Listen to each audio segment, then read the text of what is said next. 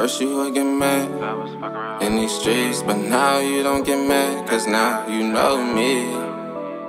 And stack up my cheese, ain't no need to worry, cause now you got me. At first you would get mad, cause I was fuck around in these streets, but now you don't get mad, cause now you know me. I'm trying to get this bag and stack up my cheese. Girl, ain't no need to worry, cause now you got me. You know how I do, you know I got you. Girl, ain't no need to worry, you know you my boo. You know how I do, you know I got you. Girl, ain't no need to worry, you know you my boo. Yo, what's good, YouTube? You already know who it is, your boy Grizz. Welcome back to the cave. I told you guys, we're into the collecting, we're into collectibles, everything like that. So we will be doing a lot of content and watching a lot of content of people's collections and stuff like that. So stay tuned. If you guys got any suggestions as well, you could definitely comment them below. But right here we got Bennett. He's showing off his collection, some rare memorabilia and stuff like that. So we finna tap in, see what he got in his collection. He got stupid bread, so I know his collection gotta be dumb. Hopefully we can get to that point in life, because there is definitely stuff like big Batman, Spider-Man stuff that I would love to like have and own, from like the real movie sets and the real costumes and stuff like that. But I know that stuff, like I said, that costs stupid bread, and we do not have that, obviously. So we hopefully can get there, God willing. But let's see what this is going on. Like, comment, subscribe. Let's go. I collect because it's a place where my imagination can run wild. It's a place where I can be a kid. It's a place where I can nerd out, do research, find things that speak to me for whatever reason that may be. Facts. It's something that I'm proud of. Facts. Mine ain't crazy, but I gotta see what he considers like, cause I'm still, like I said, we ain't on his level. But I did have a bunch of figures though, but I just got Funkos right now and a couple other just random little figures and stuff, little collectible stuff, couple Supreme stuff.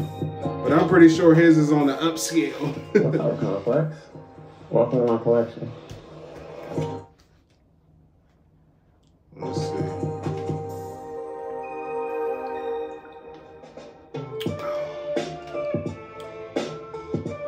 Cole, thank you so much for having us. Lyrical Lemonade headquarters, but we're starting in the nostalgia room. And I feel like this is a trip down memory lane. Obviously, you're way younger than me, but I still see things even from like my childhood. What was it like putting this room together, and what was the vision for it? Simpsons is goated, man. The concept of the nostalgia room is to create a space that just feels like a basement when you were a kid, a place you can, get away to during the day. And it's really just the idea of looking at a collectible, a toy, and the packaging and scanning the year that it was made and the company that manufactured it.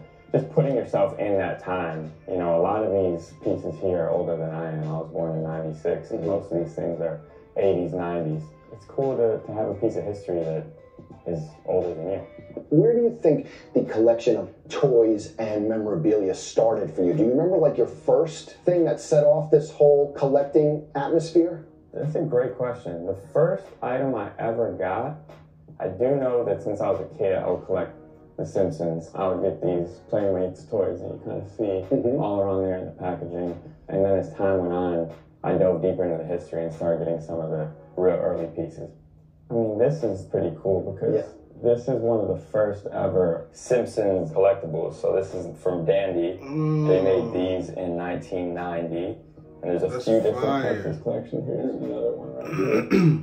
So you'll see like this plastic body. And I think it's really interesting because Bart's shirt is blue. Okay. And in the show, Bart doesn't wear a blue shirt. He wears a red shirt. Okay. But if you look at a lot of these early products, he's wearing blue shirts. You can find him wearing purple shirts, orange shirts, green shirts. Is the blue shirt more rare in terms of promo items? As the story goes, at first, I never knew that. We're just allowing.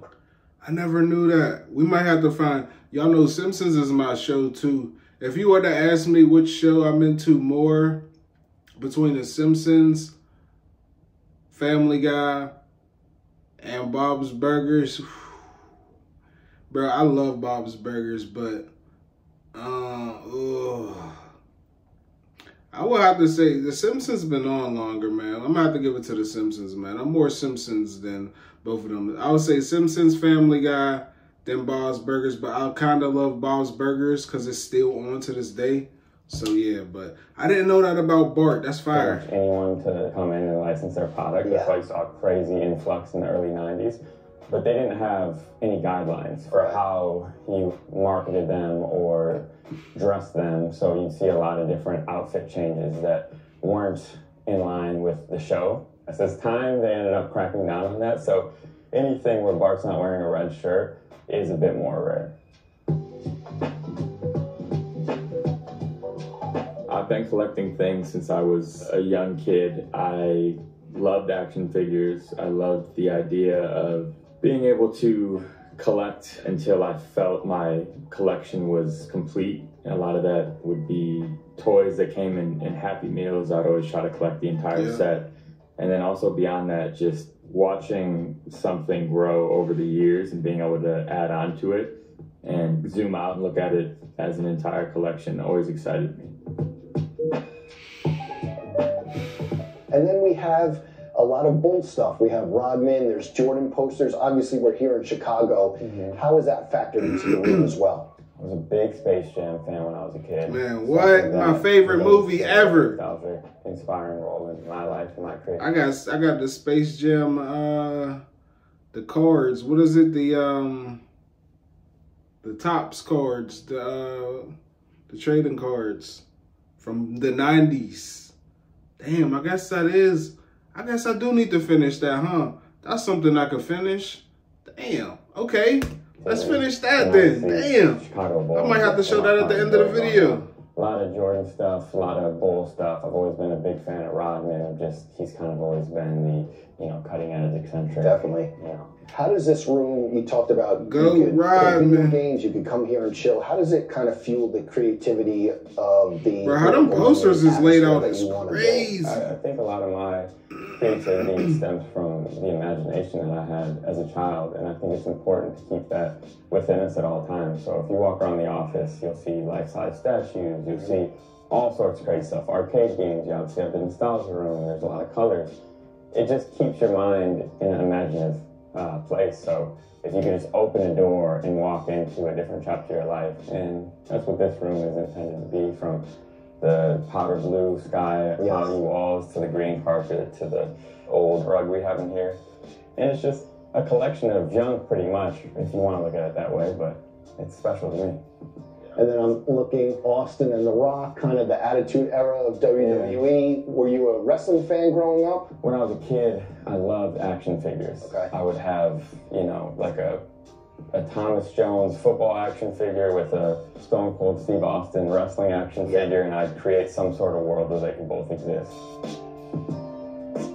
When you think about the 80s and the 90s, I think one of the coolest parts about it all is the home goods that would come into play, right? So you see this Nickelodeon alarm clock, and you see a Nickelodeon phone over there, and then you see this is actually a part of a Bart Simpson phone. I love seeing pieces that aren't directly specific to being a collectible as like a toy, and I love the idea of it being a functional product.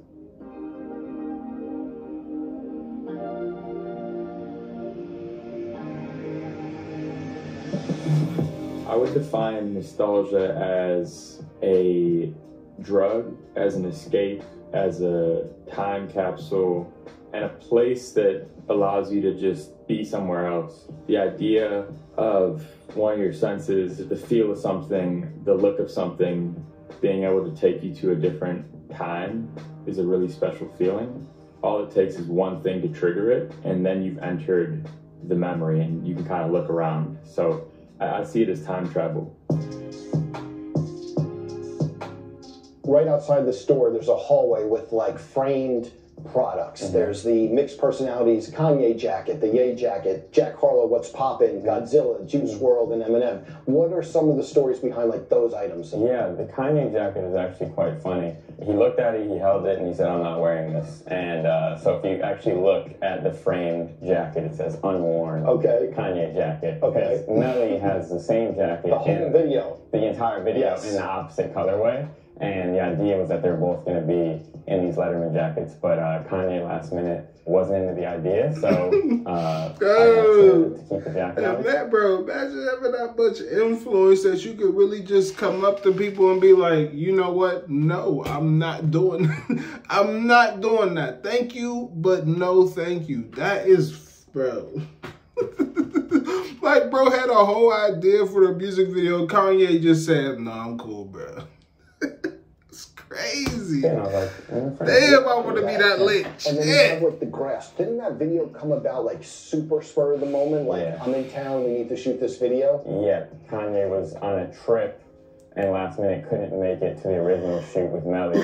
Melly had to go turn himself in for a prior charge, so what he's locked up for now. Kanye, we shot his moments 3 days later in a different warehouse, but we had to transport the 8,000 square feet of turf to his Calabasas warehouse and redress it and reset it. And he was on set for maybe 45 minutes, and then that was that.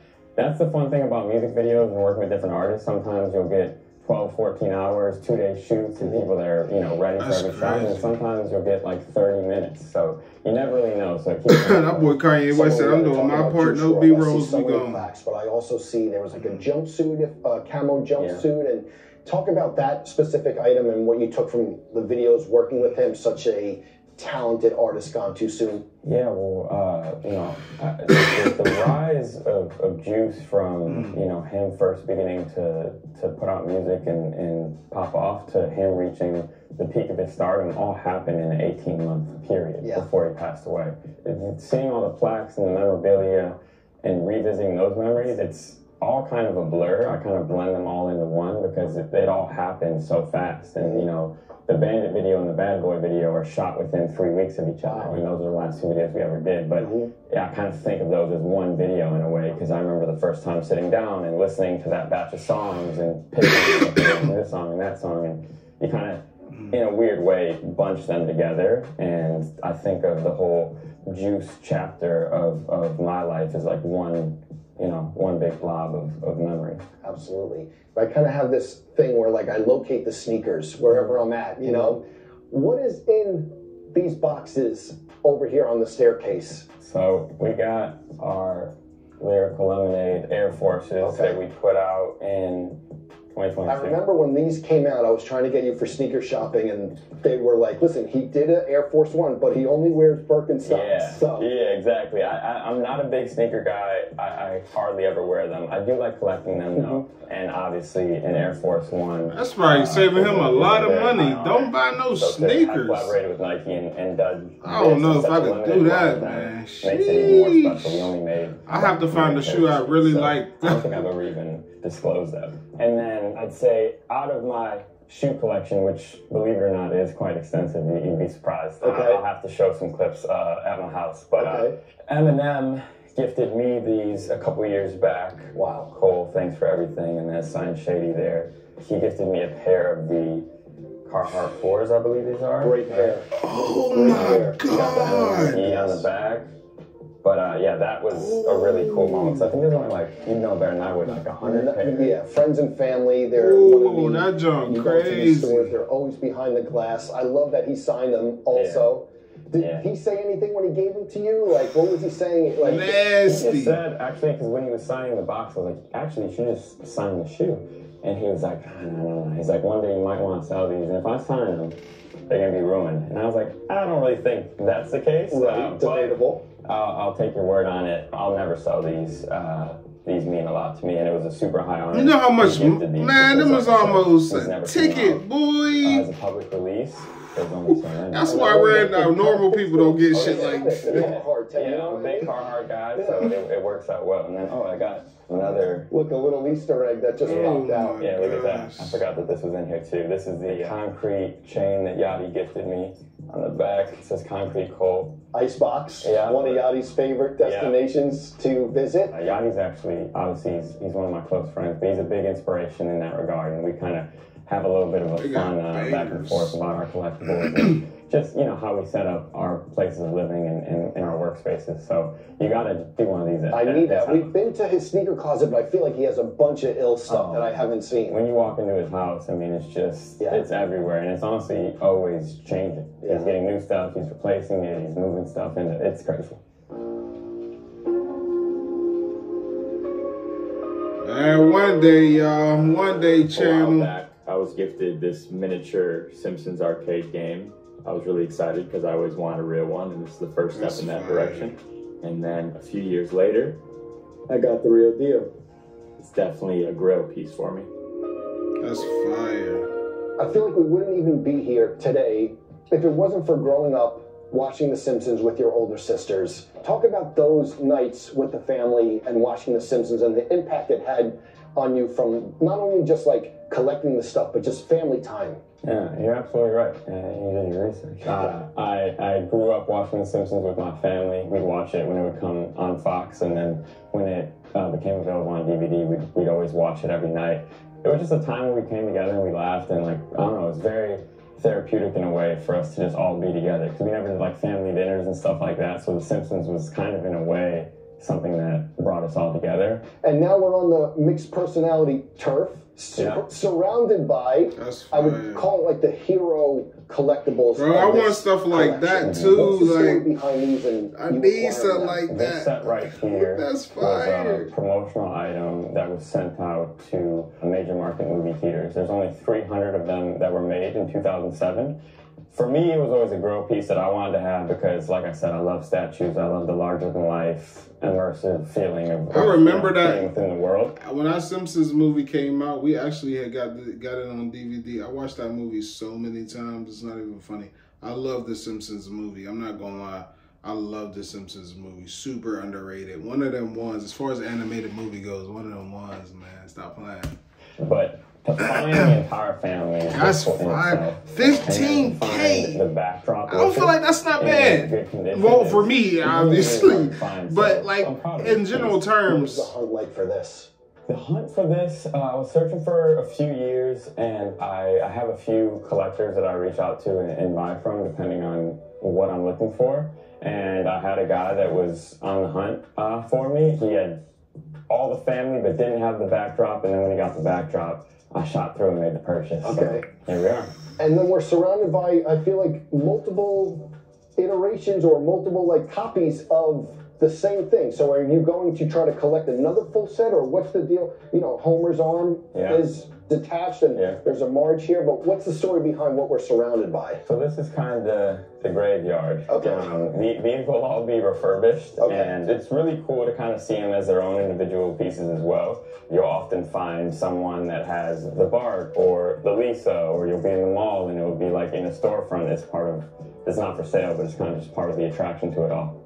And I was listening to like a podcast. Did you say that Homer is your favorite, but even like growing up, everyone kind of identifies with Homer is definitely my favorite. Yeah, because, you know, the show started in 89 or 87, if you want to be really specific, with the precursor shows. And Bart was supposed to be the relatable character that like fed into the demographic of kids that would be watching The Simpsons. But something about Homer, I think, is always so interesting because he's super oblivious but so pure at heart. And without Homer, I really don't think this is possible. I'd go as far as saying without Bart, you can still execute The Simpsons, but without Homer, I just don't know. Okay, that's a bold statement. It's a hot take. Okay. And that was really just me trying to give my flowers to Homer. Okay. What do you think I agree. you had to get into other collecting? Is there without Homer, is next on the radar, Simpsons, or you're always kind of eyes and ears are open for what you may be into next? So my next layer of things, I'm getting really big into animatronics right now. Okay. I'm working on acquiring a full Rockfire Explosion. Wow. Which is from Showbiz Pizza back in the early 80s to mid 90s. I'm really happy about that. It's fully functioning, operating. It's gonna be kind of wild, but animatronics is the next layer. You guys have to come back for. I can't do that. That shit has scared the shit out of me. I couldn't do the animatronics. Oh no, I used to be scared of them jaws as a Research kid. and development when it comes to collecting and diving into the rabbit holes of the internet and finding yourself watching 2-hour YouTube documentaries about animatronics or whatever it may be is probably my favorite part of the sport, because as you learn about it, the excitement to go out and collect it and to even see it in person just becomes this out-of-body feeling. It's kind of where the urge to collect is born. Fire-ass dinosaur. And then finding out my own story, my own connection to whatever that piece is. Fire.